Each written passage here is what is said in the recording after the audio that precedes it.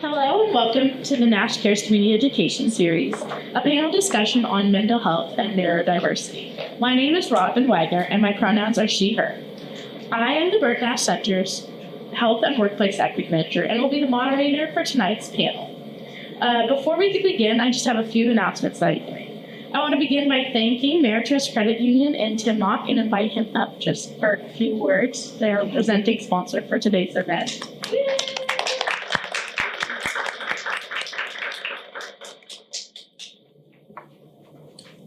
Thank you, Robin, and thanks, Burt Nash. I was thinking on the way over here today, and I'm like, what should I even talk about for opening remarks? And the mission of our credit union kind of comes to mind. So our mission is to improve the lives of our members of the communities we serve. And I think that aligns pretty perfectly with what Burt Nash does. So this is really kind of a match made in heaven for us as a credit union.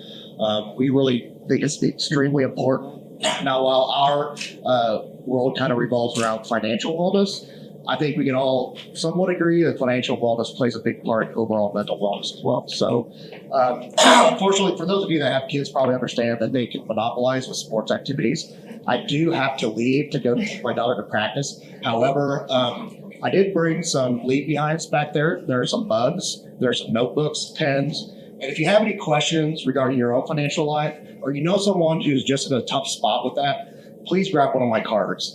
We do a lot of financial wellness initiatives with the University of Kansas in our overall membership. So feel free to reach out to me anytime. I'd love to sit down and buy you a cup of coffee. So thanks again for having me, and enjoy.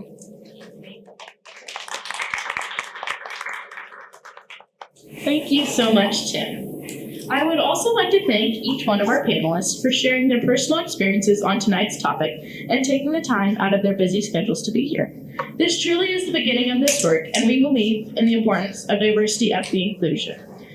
Before we begin with questions portion of this evening, I would like to ask each of our panelists to share their names, their pronouns, what organization they represent, and why they feel this topic is important. Right. I might forget some of that stuff. Hi, everybody. I'm Dr. Erin Yosai. I'm an associate professor of practice at KU in the Department of Educational Psychology. So I am responsible for training up the next generation of school psychologists and counseling psychologists and training them in assessment and intervention, working with students in our own communities and across the state of Missouri and Kansas. So I'm very excited to be here. We do a lot of assessment and diagnosis, neurodiversity-based diagnoses, things like autism, ADHD, learning disabilities, things like that. So I'm excited to be here to have this conversation. Thanks for having me. Sorry, got this way. My name is Claire LaBerge. I'm a BHS at the TRC here at Lawrence, Kansas. I think just the nature of the work, I've always been very passionate about mental health in general, and being a neurodiverse person myself, it's a topic that's very close to my heart. I'm Lynette Goleisen. I am the Eligibility and Referral Manager at the Cottonwood CBO here in Lawrence. We complete the eligibility for the IDD waiver, so Intellectual and Developmental Disabilities waiver in Kansas. And this is close to my heart because I have a kiddo that's on the spectrum, and I have lots of family members, diagnosed and undiagnosed, who have some neurodivergence. So thank you for coming. And, I'm excited to hear what everybody has to say. Hi, everyone. My name is Dr. Laura Bruno. I'm an assistant research professor with the Kansas University Center on Disabilities. We're excited to be here today because at KUCD, we're committed to enhancing the quality of life, which includes mental health, self-determination, and inclusion of people with disabilities and their families. And so we value the diverse perspectives and experiences and values to enrich the work we do in research, education, and training and everything. And so we're excited to be here to share about our experiences working with the disability community. All right. Hi, my name is Ben Edwards. He, him are my pronouns, and I'm an assistant researcher at KUCD, and I train in a lot of our various projects that we have going on. A lot of it's self-determination and how people can be instructed in various ways to support people to develop those tendencies. And I support with a lot of other tendencies, other projects that we do, just kind of as needed and as I can help at KUCD. Thank you. Okay. Before I start with some questions, I do want to go over two different terms you might hear tonight. The first being neurotypical. Neurotypical generally refers to individuals whose neurological development and functioning align with what society considers the norm. In simpler terms, it means a person processes information, communicates, and behaves in ways that are consistent with the expectations of their cultural and age group. And then neurodivergence. Neurodivergence refers to a broad range of conditions that affect how the brain processes information and interacts with the world. It encompasses a variety of neurological differences, including autism spectrum disorder, attention deficit / hyperactivity disorder, dyslexia, Tourette syndrome, anxiety disorders, and obsessive compulsive disorder. Neurodivergence is not a disease or a disability, but rather a natural variation in brain function. It can manifest in different ways and affect individuals in varying degrees. Some neurodivergent people may experience significant challenges, while others may have relatively mild differences. So, with that, I'll go ahead and kick us off with some questions. And we'll go ahead and start with Ben, since you got the mic. Ben, how can researchers and practitioners partner more effectively to ensure that the findings improve people's lives? I think, it just starts with kind of looking at like where people who are neurodivergent are kind of what their role is on research teams. And I know, a lot of, I think there's like a lot of various reasons why, and these reasons should very much be confronted, but there are reasons why neurodivergent people are underrepresented on research teams. But I think we can all have a very vital role. People with all kinds of lived experience can have a vital role on research teams. And I just think it's kind of important to ask, what role are neurodivergent people playing on this team, and kind of who's ask like who's kind of who's kind of directing ask. I think what's really important is to just kind of get the input from the neurodivergent community as much as you can on the research you're doing, and then assuming that it is something that neurodivergent people can really get behind, then you kind of go on to see like, okay, what kind of roles can neurodivergent people serve? Like there are a lot of roles. One of them is advisory board members. That's certainly not the only one because there are countless others, but that's one of them. And like I myself, I do a lot of plain language work. I help to relate to autistic people in our studies. And I don't know, I just think it involves just kind of looking at the research you're doing. And then I guess just kind of seeing, all the different ways neurodivergent people can contribute to it. And the way any neurodivergent person can contribute to it may very well surprise you if people take the time to find out. Thank you. This next question is for Erin. In your role at KU's Department of Educational Psychology, can you share the diverse services and programs you offer and the mission of training future clinicians to work effectively with neurodiverse populations? Yes. Short answer, yes. Okay, so just kind of building off of what Ben was saying about kind of the importance of including people who are experiencing neurodivergence into the research and getting them involved. There's been a really big push lately for that inclusion of saying, we do not want to be grouping and categorizing people by saying, let's look at this group of neurodiverse and then not have any representation or input or expertise whatsoever from people who have those lived experiences. So at OASIS, OASIS is an acronym for Outcomes, Assessment Services, and Intervention Support. So Outcomes talks about that research part that we do, looking at different ways to take what research we have and put it into practice in the schools. How can we help students developing who are neurodivergent based on the research coming out, what we would call best practice or the most evidence-based ways to know that we can help the most amount of people? And we present that research and talk about that research as much as we can. The assessment services is the major part of what we do at OASIS right now. And that we see community members. So we've seen students from all over Lawrence, all over Kansas City. We've had people as far out from Hayes, Kansas come to see us, and all the way from Columbia, Missouri come to see us for evaluation. So what happens when someone goes through the special education process is they might go through an evaluation with the school. Sometimes the parents don't necessarily agree with the evaluation, or they would like a second opinion.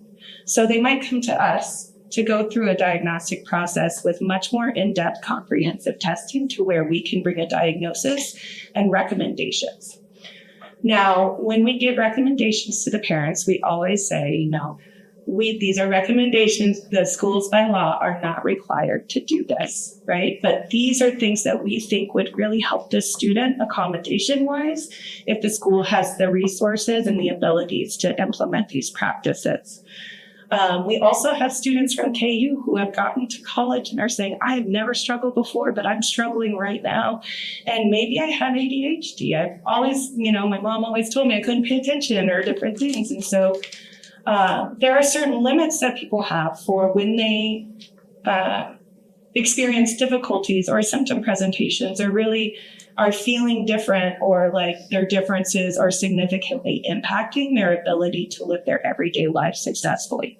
And so we will go through the assessment process. We do cognitive testing. So if you've heard of the term IQ testing, I don't like that term, but we look at cognitive functioning, adaptive functioning. We look at academic achievement.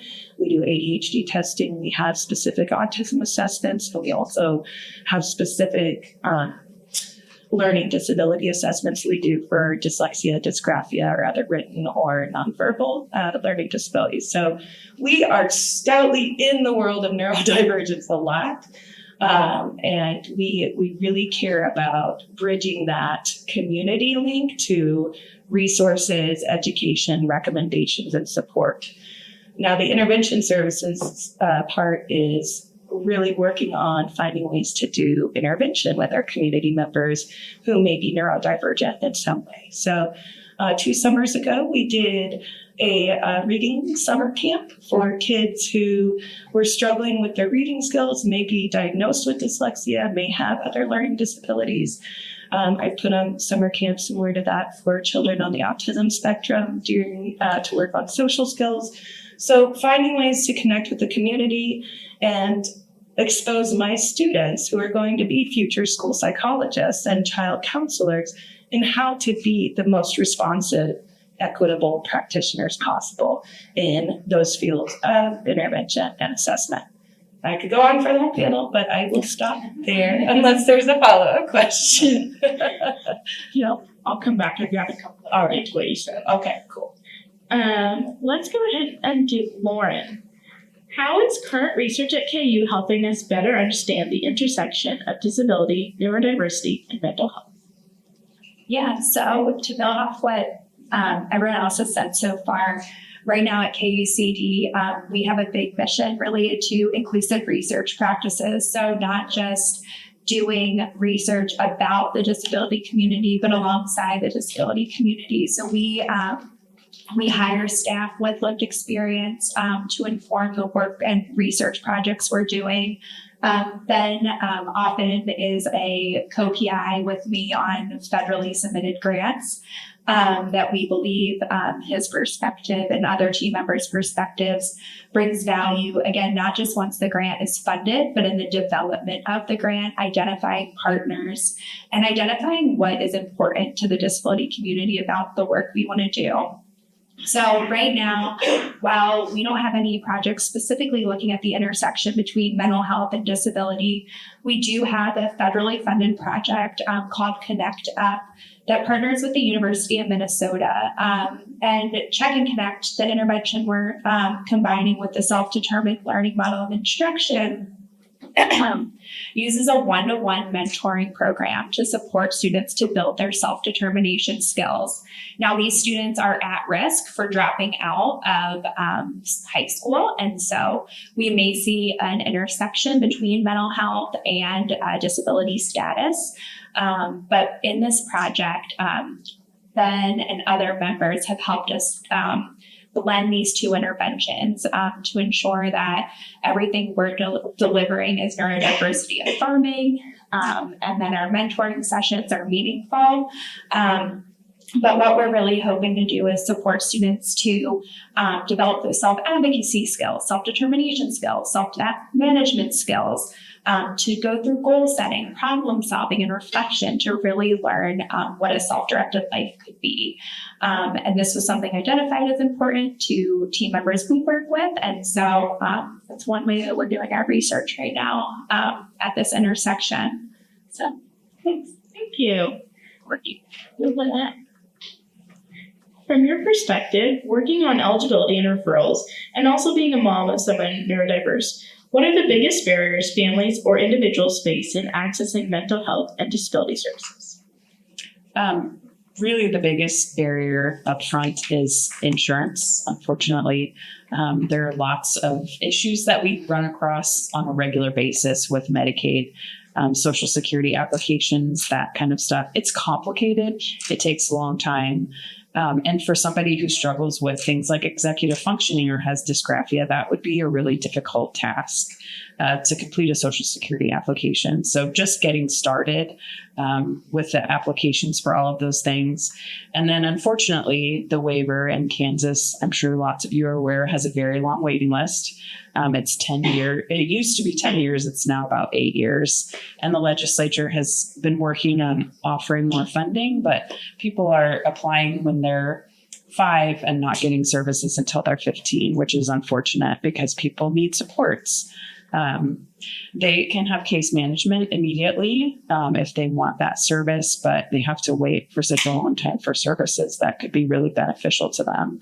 So there are also some people that have communicated that there are mental health providers that will not serve them if they have an intellectual disability or if they're on the autism spectrum because they don't know how.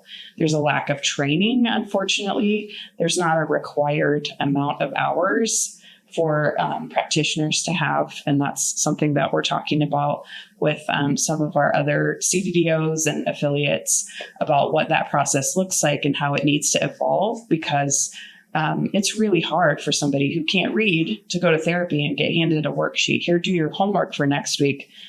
They can't without some kind of supports or modifications. So that's a big barrier for people that we're trying to work on. And one of the things that personally, in my new role at the CDDO, I have been talking to some of my colleagues at other CDDOs, and one of their recent modifications to their program is that they wrote a grant to get funding for a staff who just does the applications. So Medicaid, Social Security, food stamps. And I think that sounds fantastic. That would be a great resource and definitely a needed one. So Thank you. Yeah. Later, can you talk about how you balance supporting mental health needs while also honoring neurodiverse ways of thinking, behaving, or communicating? I was expecting the other question first. Sorry.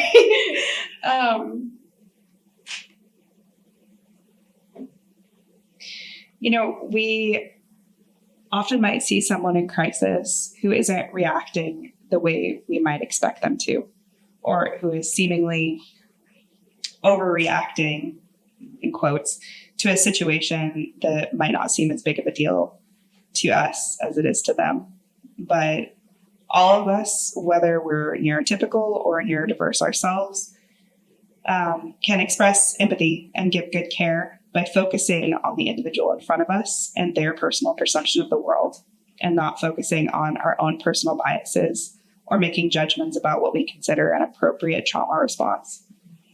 I think when we're dealing with anyone, the answer is more patience, more empathy, more kindness. So I want to be mindful of the fact that you all are attending. So does anybody have any audience questions before I start my next question? Oh. Where's fetal alcohol? I'm sorry, just Where's fetal alcohol? What's that about the I believe that fetal alcohol syndrome in the DSM-5-TR is diagnosed as something that is a perinatal disorder. So saying things are happening in the womb.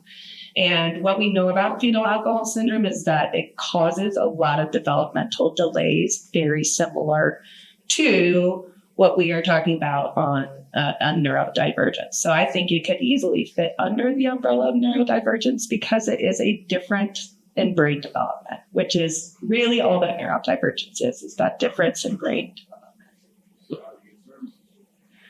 That's a really good question. It does make somebody eligible for the IDD waiver. It's a spectrum, and it's considered a developmental disability. So definitely would, with documentation from the doctor. Yeah.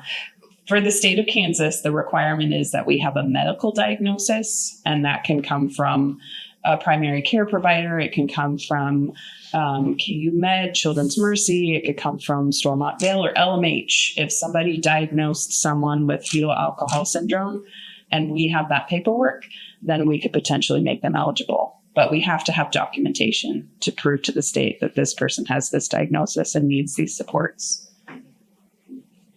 Daniel, bring mic over to you. Sure.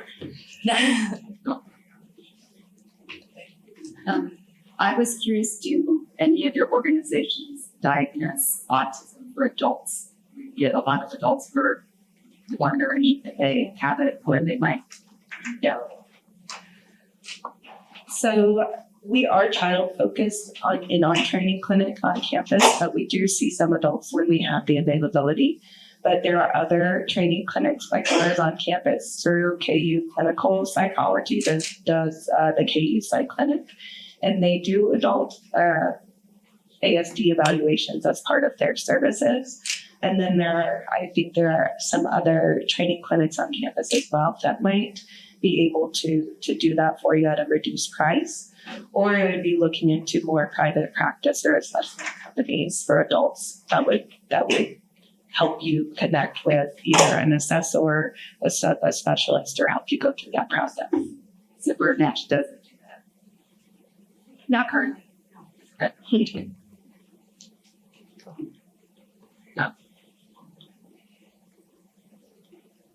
How does one go about being assessed?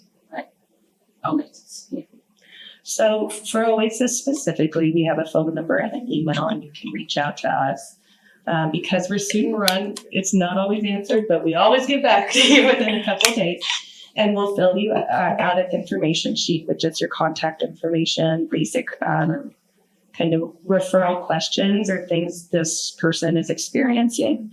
And then we'll put you on the wait list and we'll let you know how long it may be. The other issue with assessment in our communities and in the region is that there is limited assessment opportunities, and so wait lists are taken. And so our wait list right now is anywhere from 4 to 8 months, and that's on the short end of things. There's some at Children's Mercy or KU Med that are a year and a half. So the demand is high, and so we try and get as many people through as we can at a time while still giving quality-based supervised services. So for Oasis, it's as easy as just giving us a call, grabbing a brochure, card back there on the table that I brought, and we'll get you on the wait list, and then we'll get you as soon as we can. Is there an age level? We, the youngest we've seen is 4, and the oldest we've seen is 44. Is there a cost? We are on a sliding scale. So we do ask for some payment for services, but we work with you from a salary sliding scale fee. I have never turned away one person for not being able to pay. We can't figure something out. And it's just really about finding what's going to work for you and the family. Thank you. You're welcome. After you assess the child, do you follow that child?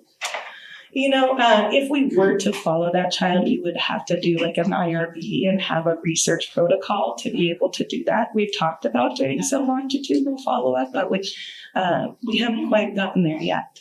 We love to do comprehensive feedback sessions where we follow up everything. We do the affirming recommendations and resources, and if they want to keep in contact with us, we always keep that door open. But it's really up to the clients right now. But I would love to do some longitudinal research. Absolutely. Can I say one thing? Yes, please. There is a list of local providers that will do evaluations on our website. If you go to the eligibility tab, and there's a little thing a QR code you can scan, or the website is listed back there. And some of them don't take insurance. You have to private pay for them, but they can do an evaluation in a much shorter time frame than waiting for 1.5 years. So.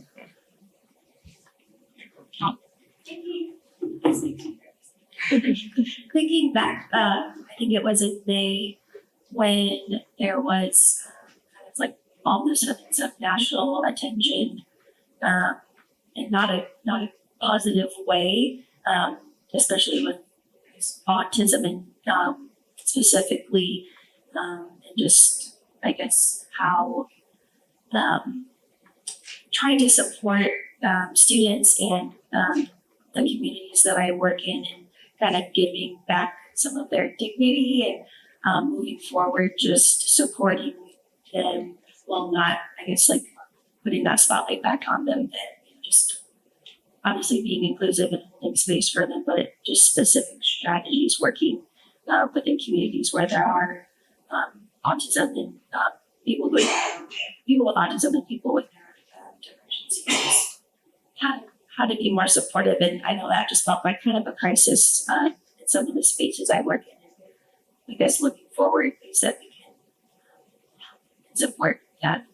Who wants to start? If you want to get started. Yeah, you might. So at KUCD, we hire a lot of autistic people on our staff, and so one way that we do this is just through listening sessions where we come together as a group just to enhance our messaging that we value the perspectives and lived experience that our autistic staff bring. But then I think that you can probably share more about specific supports and strategies that would be more neurodiversity affirming, right? Yeah. I think, it's always kind of good to just, sometimes like checking in with, your neurodivergent loved one every once in a while and just seeing, how, like at my work, we often, I meet with my supervisors and colleagues fairly regularly, and we find out, what's kind of not working in terms of support, what is working. And I think, in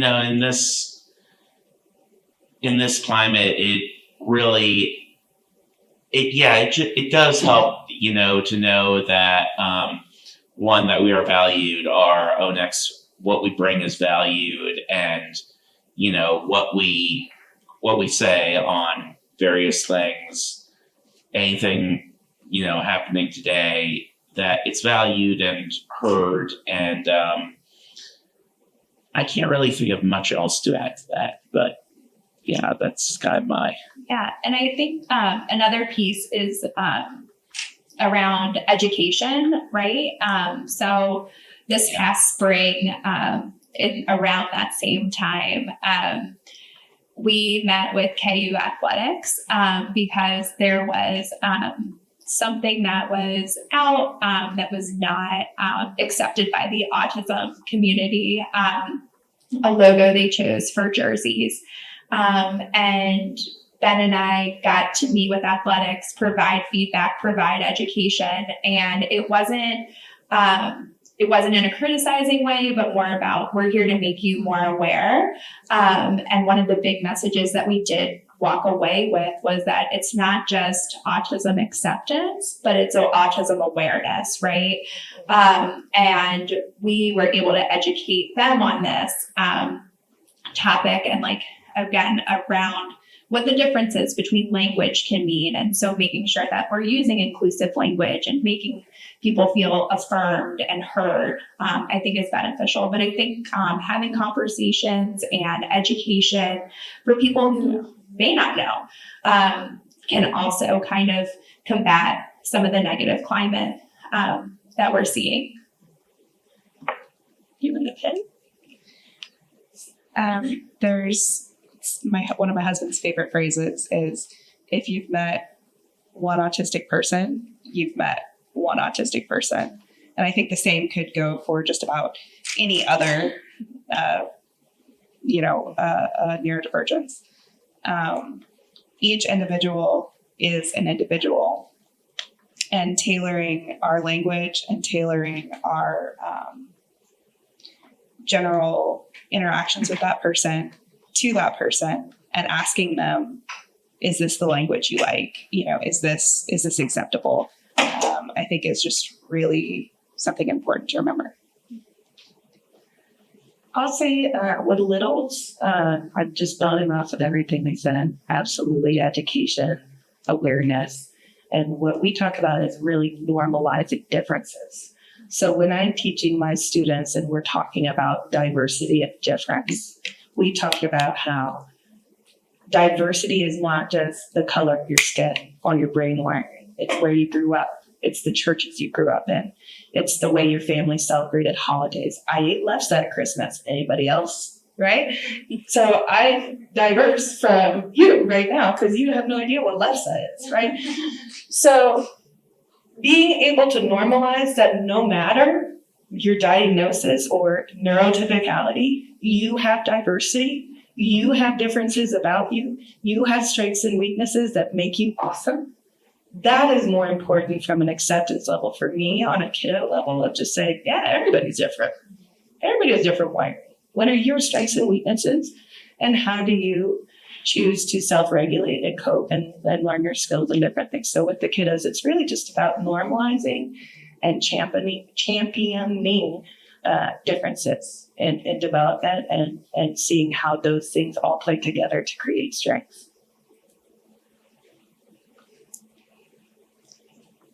I just want to say one thing about my kiddo. I hear a lot of people say you shouldn't say that someone's autistic. You should say they have autism, but he doesn't like that. He says, I'm autistic. It's my superpower. Don't take that away from me. And one of the things that he is very good at communicating with other people is, I'm just stimming when he rocks or sometimes does a vocal stim. He used to yell really loudly and it was abrupt, but he just says to people, I'm okay. I'm just calming myself down, or I'm just stimming. And to normalize that, that's okay. That's how he regulates himself. It's not weird. Like other people do little stims that aren't noticeable, but his are loud and sometimes they're kind of jarring, but just making that okay in any context. At Target, like you just hear this loud, I'm okay, I'm just stimming. So I just encouraging kids or adults to talk about how do you regulate yourself? How do you function in daily life? And supporting that. It's okay. I don't care if you're rocking back and forth in your chair while we're driving around town. It's fine. Yeah. It's okay. I really appreciate you saying that. And I'm also a parent of a person with autism. But what I'm curious about, just kind of building on that, is how that can translate to places like the crisis, like my son's in crisis. If he is stuck in a ER, he can't even have a little rubber band that he uses to like do this with. It's not happening. So more music to calm him down. And so how do we honor that? And I know, some of you guys don't look at crisis services, but I was just kind of curious how we can start truly making these systems more responsive to now. I think that's a great question. And I know at the TRC, we do our very, very best. Obviously, we have safety guidelines we have to follow when it comes to, a psychiatric unit. But making sure that we have those like stimming toys available, making sure that we have people who are educated on how to talk to someone who is going through a crisis, who is also autistic, and making sure that we have those spaces. We have quiet rooms at the TRC, which are low sensory rooms. More is needed. It's not enough, but it's definitely going in the right direction, I would say.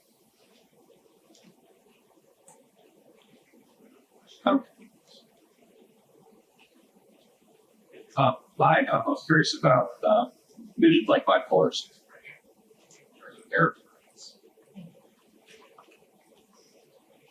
So a lot of the research on bipolar and schizophrenia show that those are differences in genetic expression as well.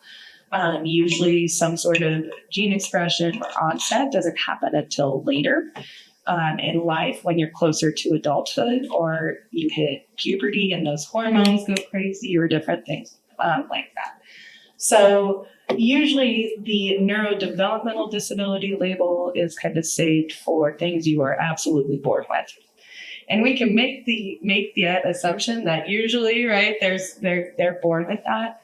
But I think there's still kind of hot take. I think everything falls under neurodivergence, and differences in brain wiring, and how we express that. But I don't think the most recent research is just showing that there are differences in wiring and gene expression that make bipolar and schizophrenia much more common or more likely to express or Could you sum that up? I'd say that it's little column A, little column B when it comes to nature versus nurture. Absolutely. Our favorite term is it depends, right? It really depends on your nature and your nurture or your environment you grew up in as well. Thank you.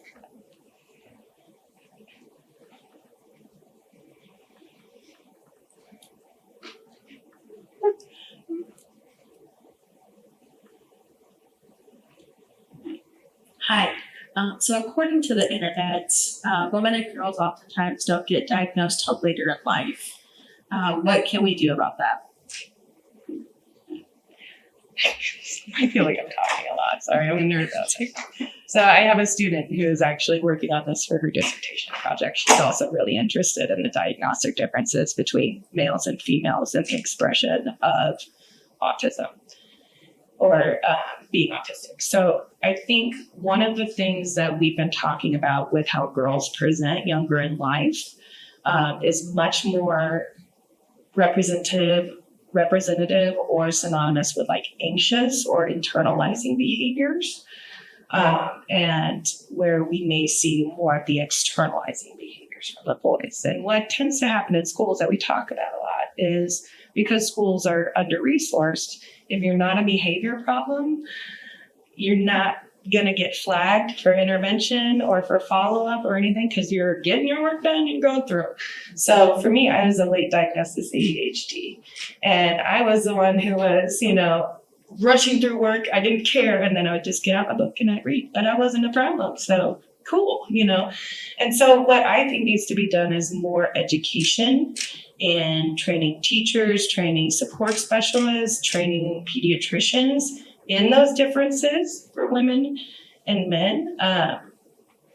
Women tend to have more internal repetitive thoughts or internal stems. Their stems might look a little different than men, or it may look exactly the same. You meet one person with autism, you meet one person with autism, right? So just getting that education out there about the differences, having better screening practices at school for being able to catch certain things from a risk perspective of they might be struggling academically. Is there anything we need to check in on the psychological side or different things like that? I would say a lot of it is training and education. Just to build on that, just from my own lived experience, I think autistic people recognizing they're autistic is happening more and more before an actual formal diagnosis happens. And those people finding community and finding a place within the community before formal diagnosis happens really brings a spotlight. And I think that's what we've seen more and more. There have definitely been some naysayers, I would say, like in the social media sphere, saying things like, all people are out there self-diagnosing. But it has literally been proven that if you truly believe that you're autistic, the chances of you actually being autistic are something in the high 90s. Because it's not typical for a neurotypical person to worry about if they're autistic or not. So yeah, just that sense of community, finding a community, reaching out, and then pursuing diagnosis.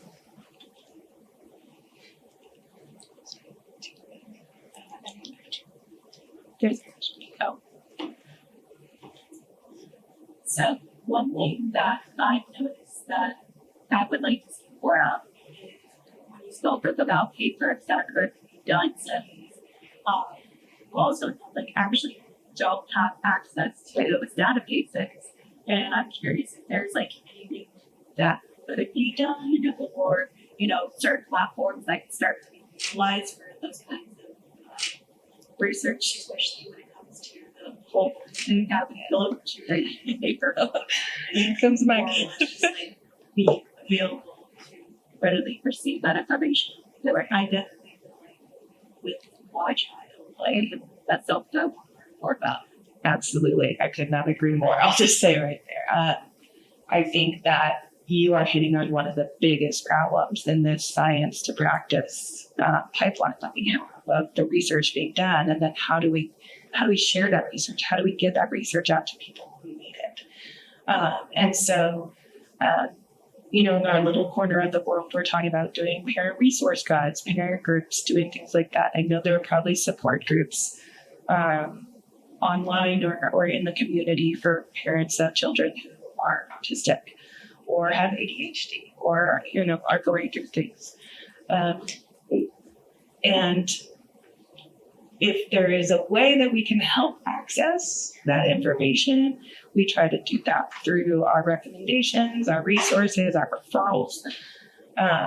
And I would be happy if you wanted to reach out just to do what I have. And usually that's what usually happens is someone reaches out to me or someone's like, hey, I know this person who needs something. And I'll just cold email them and say, hey, here you go. But I do believe there are websites that have resources listed. Yeah. So again, like I said, we are committed to not just doing research about people with disabilities, but for people with disabilities. And so Ben and Ryan, who's in the audience, are both members of our plain language team. And so we have an internal team committed to information dissemination. who has a person with lived experience on the team, along with someone who has expertise in graphic design and everything. And we've really made a concentrated effort to make the research digestible through short videos, through the use of plain language. We've recently wrote an article about our inclusive research learning series and work we've done with the disability community that was published in Easy Read, which provides an image with a short sentence next to it. And so those are hoping to be made public, but we're committed to making short, sweet infographics that say this is the actual impact and really digestible information. Most of our materials are reviewed by the plain language team to ensure that they're at an 8th grade level or below. So again, the research that we're sharing is accessible to majority of the people. And we share a lot on our social medias and all that, highlighting some of those studies we've done.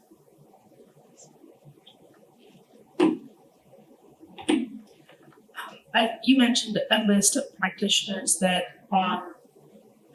diagnose for autism specifically. Are you confident that those practitioners are educated in female diagnosing females as well as diagnosing males, since male diagnostics for autism are usually at a higher rate than females? That would probably be on a case-by-case basis, and you can reach out to me and ask if you have a specific provider in mind. But some of them are just trained generally, and they don't have the specific training to do an autism evaluation. So it would depend. The list that we have is both for the IQ diagnosis that nobody likes to talk about and autism evaluations. So it's or a developmental evaluation or a neuropsychological evaluation. So it depends on the provider and what you're looking for. But if you want specifics, you can email me or I can send it out. I don't know. It's not everybody for sure. It's definitely a learned skill.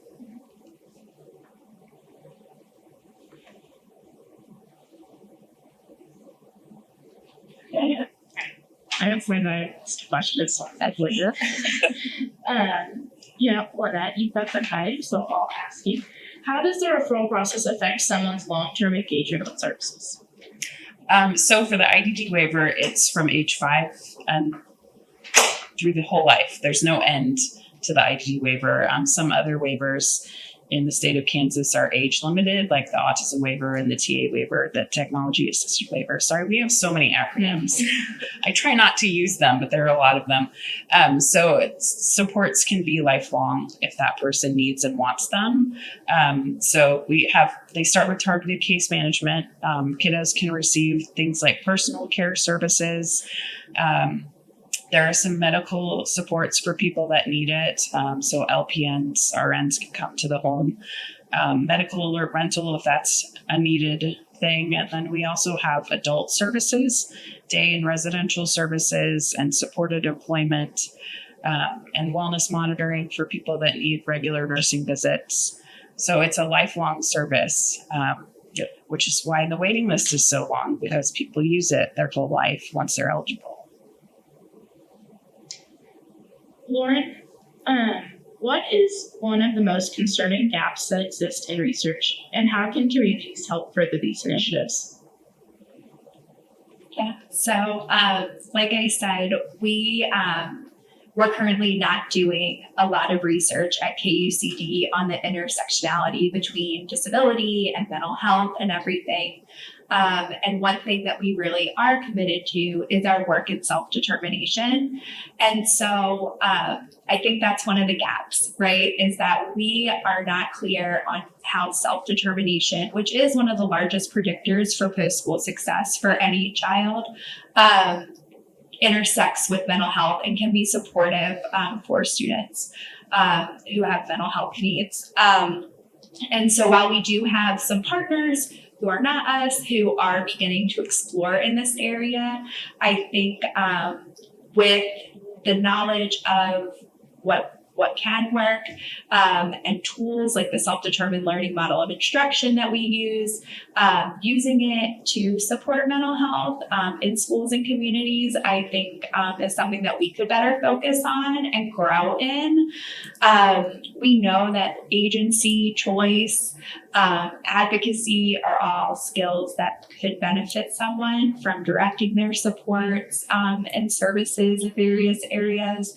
And so, I don't know, I think that's one of the areas. I think communities, specifically the disability community, can help shape these priorities as well by sharing about their lived experiences, specifically around the intersectionality, and identifying barriers that still exist in these areas. Like you mentioned, right, that you have certain mental health providers that won't take a certain client on. And so, but if that student, and I think down here, right, we mentioned understanding our strengths and areas of need.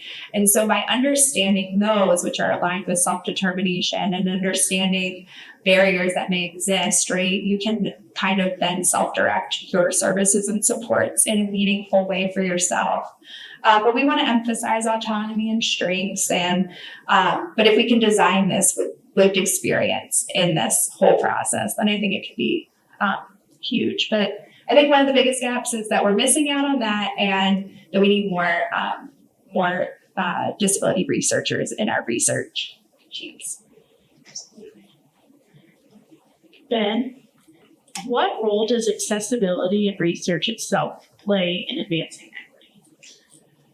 Well, I think it just, when it comes to accessibility, it affects so many things. It affects, one, whether people with disabilities can see research that is being done about them, and see whether the research done by institutions, universities, and organizations really aligns with their values, and whether these institutions, organizations, and universities really align with their values. And also, I think it also plays a role on whether people can be part of research teams and help inform research. And research so often ends up being about us. I mean, if you're talking about disability research, I just kind of, given what's gone on recently, what's gone on in all of history, I think it's like, people with disabilities, we want to be able to know as much about, be able to have information as much as we can about research.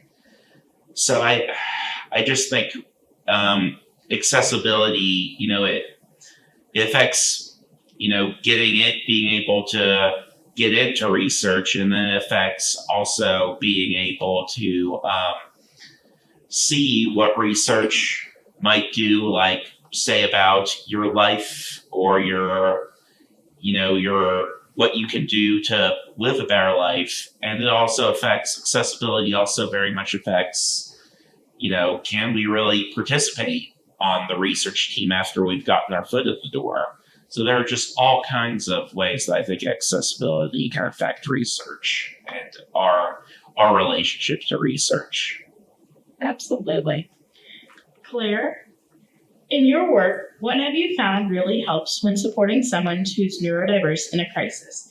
And are there ways their experience might look different from others in that setting? Well, I think it's important to reiterate that neurodiversity encompasses a wide range of experiences. And the vast majority of our clients have some form of neurodiversity. But I really wanted to talk about my experiences with autistic folks, as I am one, and it's a subject I feel I can speak pretty well on. It's relatively rare that someone comes through the door of the TRC with an autism diagnosis in their chart. But I don't believe it's rare for us to see those who are autistic. Diagnosis for autism, as we've discussed here, is notoriously inaccessible for many. It's a long process, and we see many adults who have never been assessed, but either self-identify or suspect themselves as autistic, or they may be unaware, but we can obviously see some traits that look autistic. Traits of autism, sorry. I think it's really important to believe people and meet them where they're at and accommodate their needs to the best of our ability, whether that's offering a quiet, low sensory room, as I mentioned, or keeping our communication direct and to the point for those who need more direct communication, or simply doing our best to not automatically assume that someone is being rude just because they're not making eye contact in a way that we expect or are communicating differently than us. Erin, just a follow-up question to something that you've touched on a little bit, but can you talk about the IEP or 504 process and the importance of parents advocating for their children and then children learning to advocate for themselves in the future? How much time do I got? All right. So with the IEP process and the 504 process, it can be hard to generalize across different schools and school districts because many school districts and many schools do their classification and their services under guidelines, but a little bit differently, right? So it might be a little bit different depending where you're at. I did my graduate training in Montana where they did a different model of educational diagnosis as in Illinois where they were doing a different model. But overarchingly, what I want people to know is that educational classification and any label that a student might get in a school like autism is different from a DSM and a clinical diagnosis. So you can have a clinical diagnosis of autism, but maybe not qualify for an educational classification under autism for services. So the big thing that happens is in schools, is your learning impacted? Is your ability to function in the classroom and be successful with your work? Does that need accommodation? Do you meet these criteria under our federal guidelines that says you would classify under educational autism diagnosis, right? So for some people with different symptoms, ADHD, autism, depression, they may not be impacted at school. Maybe they're impacted in their social lives or at home or at their work. But with 504 and IEP accommodations, I encourage parents to be curious and not to rush to ask questions, to ask what things mean, what criteria they're meeting, to ask questions about the testing. We live by informed consent, which means we really want you to know what's going on. And I think in our everyday lives where we all get busy and we have jobs and meetings and 3 different kids to pick up for 3 different sports or whatever is going on, staying curious and slowing down and really making sure you're understanding what is happening through that process and why they may or may not qualify for school supports can be very important. Now, if you go through the process and they say, well, they don't qualify for services under our educational classification of autism, then you can bring in the idea of a 504 plan, which is more of an ADA-related accommodation plan for services. So it may be that they may not need specialized instruction in math, they may not need specialized instruction in English, but they may need calm down time. They might need access to a calm down room if they're overstimulated. They might need like a visual schedule on their desk every day so they can know exactly what's going to happen and that can help them regulate their anxiety. So the differences between an IEP and a 504 is that IEP, you're meeting an educational diagnosis. You're meeting a diagnosis for something that is impacting your ability to learn at school. Whereas a clinical diagnosis, or one you would get at a doctor's office, is symptoms and an experience that you're having that is impacting you across all settings, across home, school, life, social connections, job connections. And so often, you do see students who come in with a clinical diagnosis, but they're not struggling at school. And so the school will say, well, they don't need those supports here. And so those are the conversations that as a parent, you might want to come in and ask questions about, or say, okay, what about a 504? What accommodations can we talk about to help them succeed and regulate themselves in the school environment a little bit more? What's the second part of that question? In my 10-minute lecture here. It was children learning to advocate. Yes. So one big thing that I'm huge on, and as school psychology is huge on, is strengths-based approach and self-advocacy, right? Part of our developmental process needs to be learning what our strengths are, what our weaknesses are, and how we can advocate for ourselves. Maybe it's the language of, I'm okay, I'm just timid. That is advocating, right? That's communication. It may be something that looks different than that. But working with students, talking to them about their strengths, and then using those strengths to really help them navigate those challenges they have can really be empowering for students. So I know growth mindset is another word that gets kind of like weird publicity socially, but it's basically the idea of when we know better, we do better, right? Keep trying things. Find what works for you. Try a new way of learning something. Maybe that helps. But overall, as humans, when we know better, we can do better. And that's what's really important for students to know, is to keep trying, keep finding ways to advocate, and keep growing and using those strengths to help you navigate your goals and to problem solve. Jumping off of that, and Claire and Ben, can you talk a little bit about how you've learned to advocate for yourself? Sure. Yeah. One thing that comes to mind is, especially when I'm working and I'm getting very, very overstimulated, and I realize that I'm on the verge of being unprofessional because I'm about to have a meltdown at work.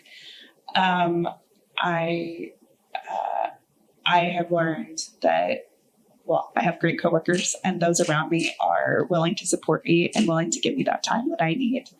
And I'm really thankful that we have quiet rooms available that I can go and regulate myself in.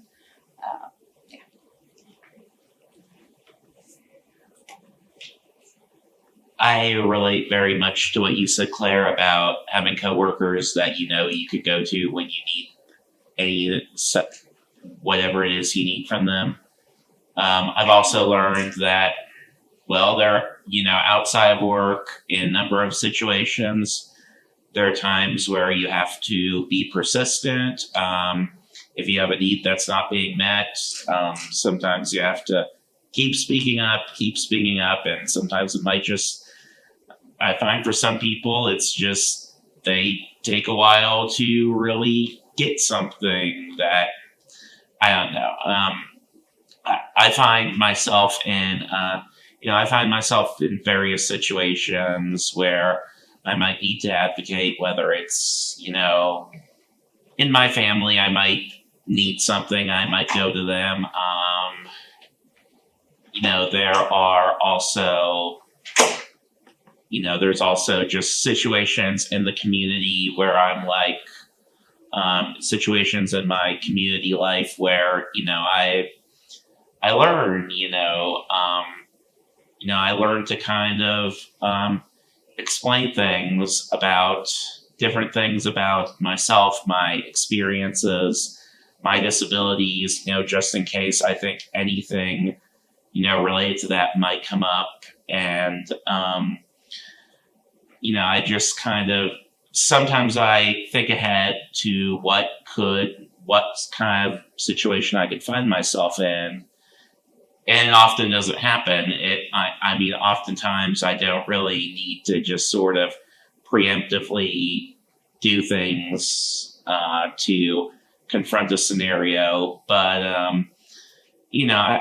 I find, and there's also a little bit of, this can sometimes, this realization can affect me, at different times. But there is the need to also have a little bit of patience for some people who might be neurotypical and might not might not have your own abilities and just might really just kind of need more persistence from you.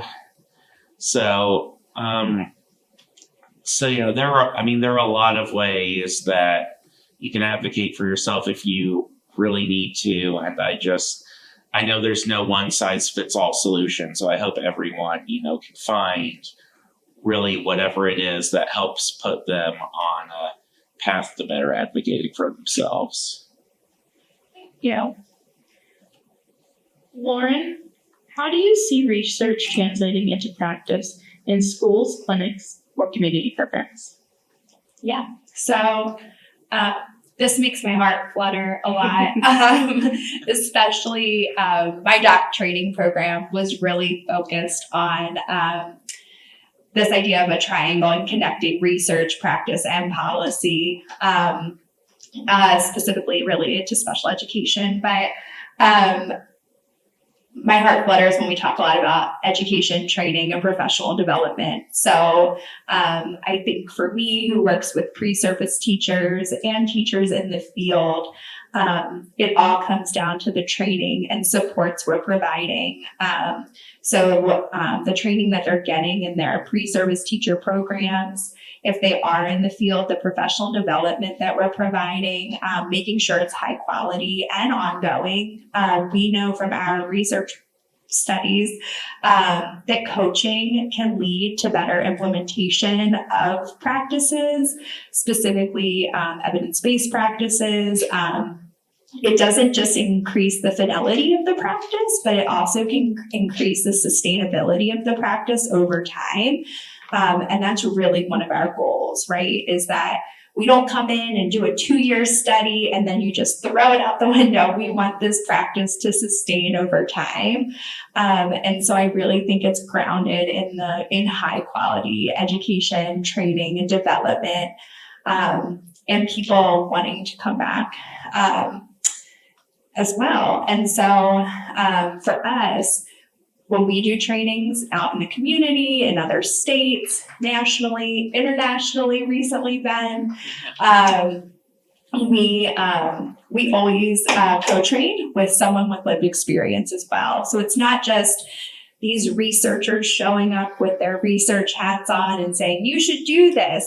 But it's people with lived experience sharing about how certain practices impacted their lives as well. And so Ben and I often co-train on the self-determined learning model of instruction, which increases academic and post-school outcomes, specifically for secondary youth. But Ben's gone through this DLMI a few times, and he's able to not just share about the foundational theory, but what it actually meant in his life as he's moved through the process, contextualizing it for our educators and our trainers, and everything specifically around. And we're looking to grow into a peer delivery model as well. And so as Ben as a peer deliverer can bring that insight. But we're part of the education and training team, so that's what excites us.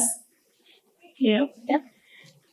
Lynette, what changes would make it easier for those who are neurodiverse to navigate complex systems of care? Oh, that's a great question. I feel like simplifying things is better for everyone. The thing that frustrates me on a daily basis are the federal and state hoops that everyone has to jump through in order to access their basic needs, which I find ridiculous. So putting things in plain language so that people can fill them out if they're able to do that on their own, or having positions like I talked about earlier, somebody who is able to help facilitate that application. And just asking curious questions of people instead of making assumptions. I feel like that's the thing that, especially when we go out in public as a family, we get lots of judgmental looks because my kiddo is not quiet. He's very outgoing and he loves to talk to people. And so he'll just walk up to somebody and start a conversation and they get uncomfortable because he doesn't have that he just doesn't see that facial expression of like, oh crap, this kid's talking to me and what do I do? Like, I don't know who this kid is. I feel awkward. And just pushing past that and asking curious questions like, oh, hi, what are you doing? Like just interacting with people, because we're all people. We all have our awkward moments. We all have our weird quirks. And just because someone's autistic and they're stimming in front of you, like, why do we have to look at them that way? Like, just, I think that's the most important thing, is to just be curious about why people are functioning the way that they are instead of being judgmental, because we don't need that sort of perspective. It just really isn't helpful. And educating people. Both of these organizations, and Burt Nash has great educational resources. You can sign up for email lists. You can look at all their resources online. The trainings that they do are fantastic. Just trying to connect people with resources is one of my favorite part of my jobs. So just looking out for those support groups and training resources and educating yourself more, because you can always learn more. There's always more to know. Absolutely. Yeah.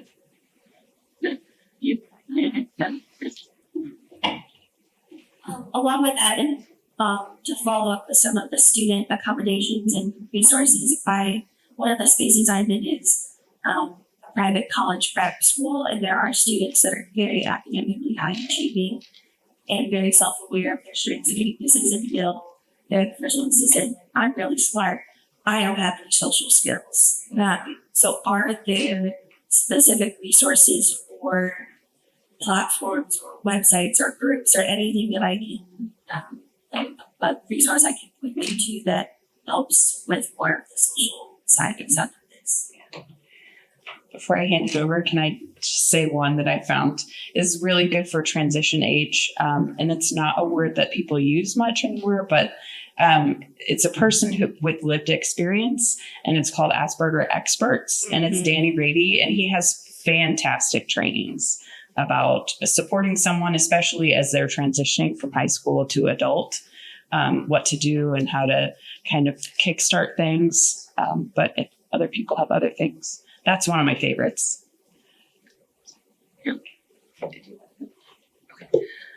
Okay, I'm going to nerd out. Okay. So for social skills, there's a lot of different interventions based on the developmental level. With our college prep, high developing kids, they're intellectualizing their inability to be social. There are texts out there, and I was actually trying to look at the texts. I have a couple clients that I use it with who are in high school, and it's social thinking. It's some cool teen name that I can't bring up right now, but there are resources and books and workbooks that exist out there that do specifically in direct language or plain language kind of talk about like romantic feelings versus not romantic feelings, or why making eye contact matters and why making too much eye contact matters, because that gets creepy, right? Or whatever it is. So I'll look that up for you and send that. But there are a lot of doctors and researchers and organizations that are releasing a lot of good materials that might just focus on the specific skills that they feel like they want to strengthen. How do I talk to girls? How do I do this, right? Still don't know how to talk to boys. I'm still figuring that out. But there are resources out there that I can share with you, and that can help even when they say this is the direct skill I need. They're curriculum. Less lonely. Yeah. Also, like we had GID. Yeah. And just because they have to work at making friends doesn't mean they're not worthy of having friends. And I think that's one thing that I have to work on with my clients, is that they feel like there's something inherently wrong with them because they just don't get it and they're not worthy of these friendships. And so saying, it's quality, not quantity of friendships. It's really investing, finding what your values are and finding people that match those values. And that sometimes doesn't happen in high school, right? And talking about like, what would that look like? What are you looking forward to? Or where are you at now with the people you're around, and what degree of interaction do you want to have? can be really important too, because they realize that they're different. And my 17-year-old is Disney obsessed. She's so into Disney, everything Disney, and she realizes that is weird for other people her age, and so she knows that she's not going to connect with a ton of people on that. But she holds on to it and says, someday, and I go, heck yeah, you're gonna find your Disney friends somewhere out there. They exist, you know. But just kind of realizing that even if you're not connecting right now, that doesn't mean you can't and you won't. Sure. Wow. Bye. I would also just kind of, I should say from just personal experience, a lot of my relationships growing up were with autistic people, fellow autistic people. And I also tended to find that social kind of, the barriers,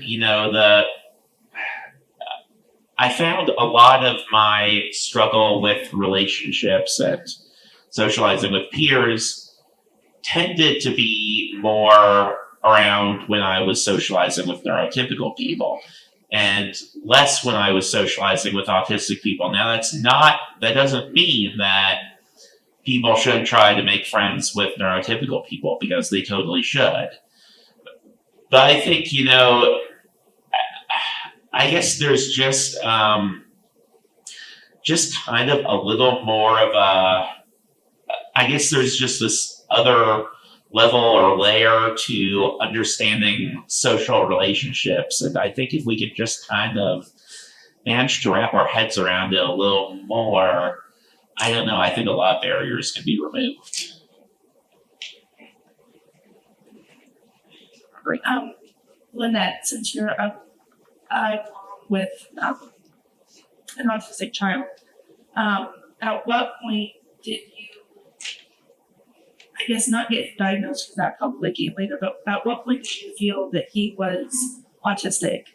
And do you, in social situations, because you said he's a very loud child with his stems, do you ever encourage him to use quieter stems at public places, or do you just cope with the weird bugs? He was diagnosed when he was 2.5. It was pretty obvious. But we talk about things all the time, like, hey, we're going to go into this, like a movie theater, and people are going to be watching the movie. And if you need to stim, it's okay, but try to make it a quiet one. But he's really comfortable talking about his diagnosis and telling people. And I know that that's not the same for everybody. He's 18 now, and he loves talking to people, and he loves talking about the same thing over and over. And not everybody loves to do that. Not everybody loves to answer the same question 17 times because he's hyper focused on what he's talking about. Like when Jaws was made.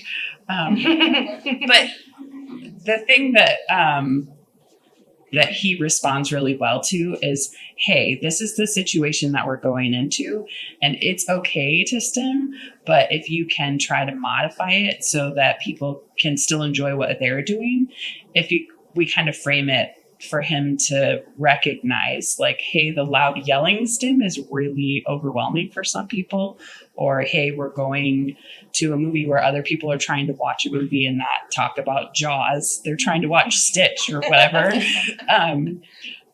He responds really well to that. And I know that that's not everybody's experience, but that's what we do. And that seems to work well for him. And so that just speaks to the, you meet one person with autism theme, is that's what works for him. But so I would just ask, like, how can we, if the kiddo or the adult is able to express, how can we support you? Like, what makes it easier for you? Or if you need to stim, can you walk out the door and go do it out there so it's less disruptive? Just making a plan that's individualized for that person and what they need. Or going to a quiet room and, if somebody's overwhelmed or overstimulated, having a plan kind of in place before, because otherwise it it might get really overwhelming and it could get disruptive. So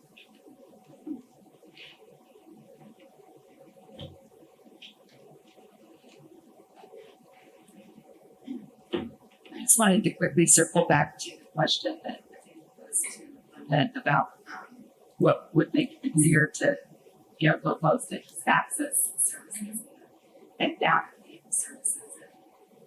What farms rise that don't yet have at least what they would do, and I'm not aware, but some kind of integrated system where if our family or individual is comfortable with it, where we can bypass every single delivery piece, by saying, I want, medical center, my doctor, my school, to all be aware of, this is the diagnosis right in your life, how, so that they can literally pull up like it would these words, having to write down into the what they were to say, and we know what the situation is, and it diffuses, it can really help prevent further crisis. And the second part of that is how we simplify it. I know that for a lot of people, just access being able to get off that wait list and services and so forth. But I know for Line Case 24, it's so, even when you have all the services that you need, it's super complicated because if you get that, as you all know, and we all know as kind of providers, it's like you cast like info rehab person.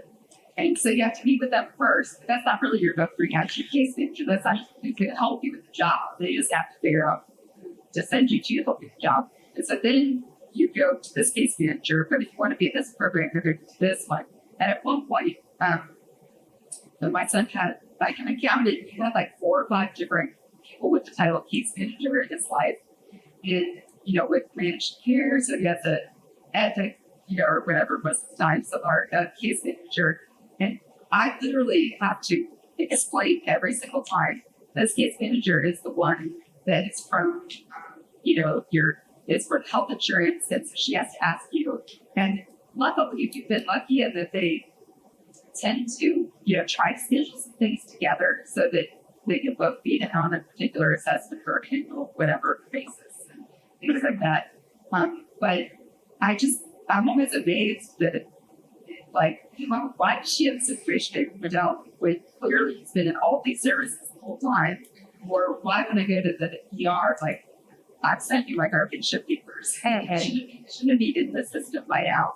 And so I don't know if it would Robert towards an integrated system that would make it easier to access services quickly and without constant explanation, about where that might be so well.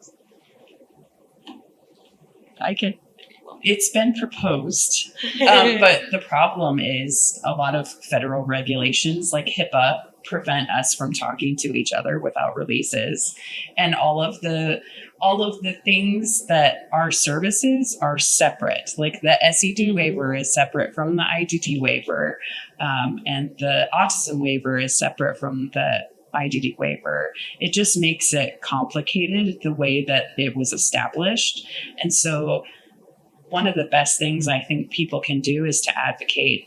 If you need to, go talk to your legislator, because those changes have to be made at a state and federal level in order for us to be able to collaborate the way that we would love to be able to do. So, yeah. I would say there has been, and there, especially in the research in the last 15 years, 20 years, has pushed towards integrated behavioral health, integrated physical health, being in one building together, and having that access.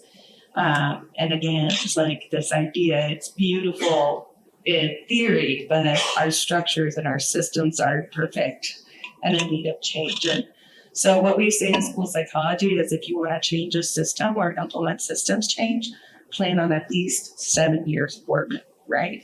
and 7 years of investing in systems change, because a lot of that is changing people's lives and getting people to buy in. So there's a lot of stigma still with mental health. And so if we want to have wraparound services at the school or work at Cottonwood, there are still those waivers or releases of information or different things that we have to do to be able to say that we're compliant federally with, respecting medical information and all of those different things, your privacy.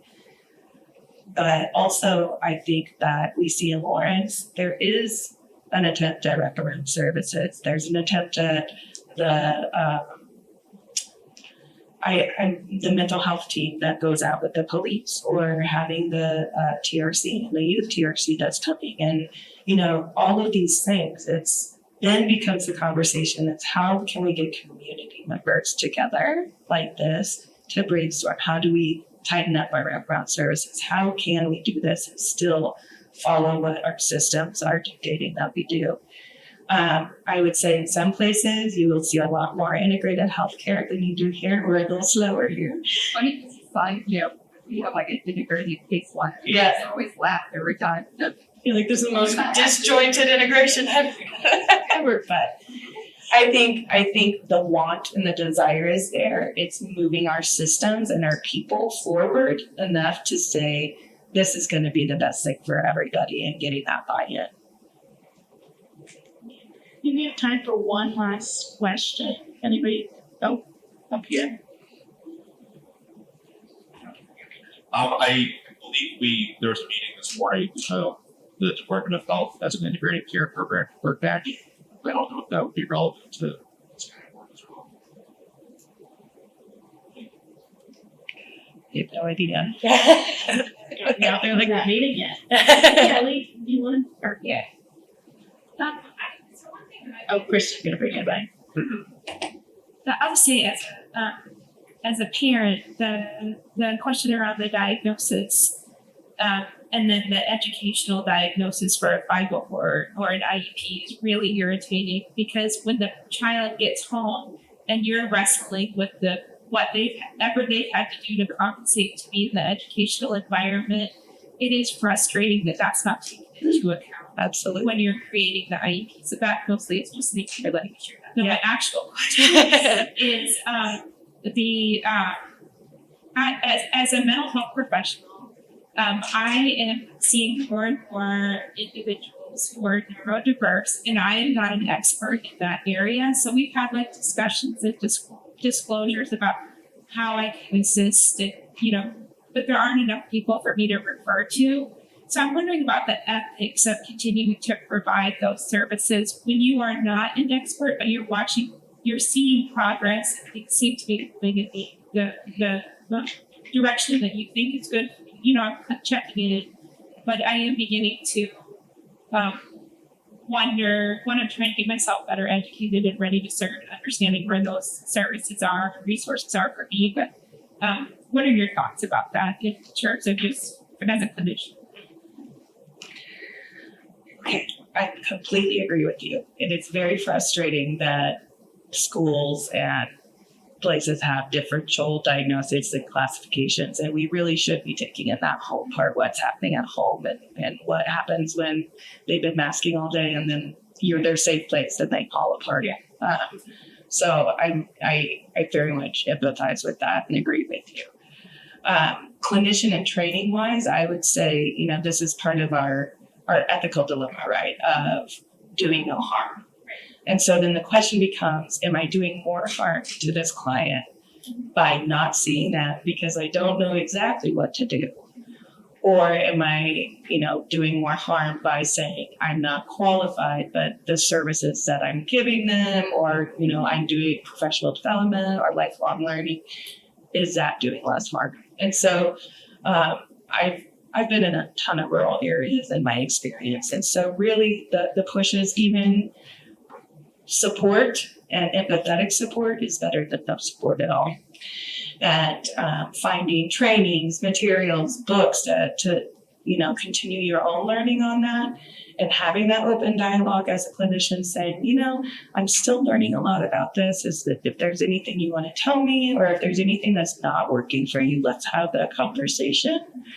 And that openness and like talking through can be really important and really helpful.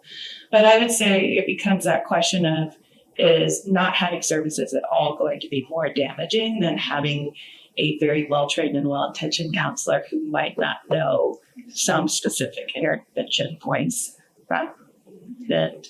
And how can we increase our own knowledge across time?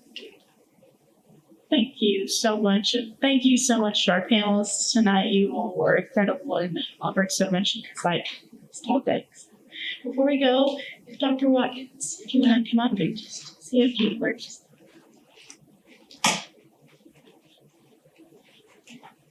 Hi, my name is Kirsten Watkins. I am the director at Nash and the interim CEO. I just wanted to have a few words at the end to express many thanks. First, to our panel, thank you all for taking time out of your busy schedules to be here and to share your expertise and your experiences.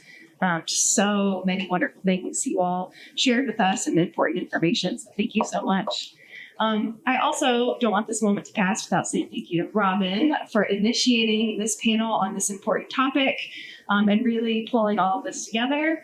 Also, many Burt Nash team members, including this one and many others who are here. It takes a village to pull something like this together. So thank you all for all of your work in doing this.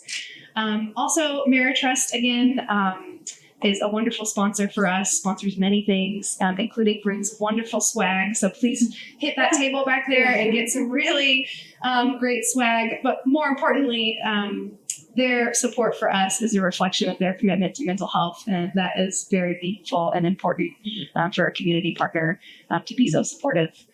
Let's see. Oh, and also, of course, thank you all for being here. The fact that you are interested in being here and learning more about this topic is really exciting and encouraging. This is the beginning of this work for us, and there are many opportunities for us to continue this work together and to build resources in our community. So thank you so much for being here. If you are interested in any information about Burt Nash, about our services, about how to access services, about ways to become more involved in Burt Nash, please look at our website, burtnash.org, and there are many things listed there to provide some information and resources. I also just wanted to end for something Claire said early on in this panel today, that we need more kindness, we need more patience, and we need more empathy. Did I hear that right? Words could not be truer right now, not just in our small community, but much wider than that. And so I just wanted to say thank you again for coming, and please go forth with more kindness, more patience, and more empathy.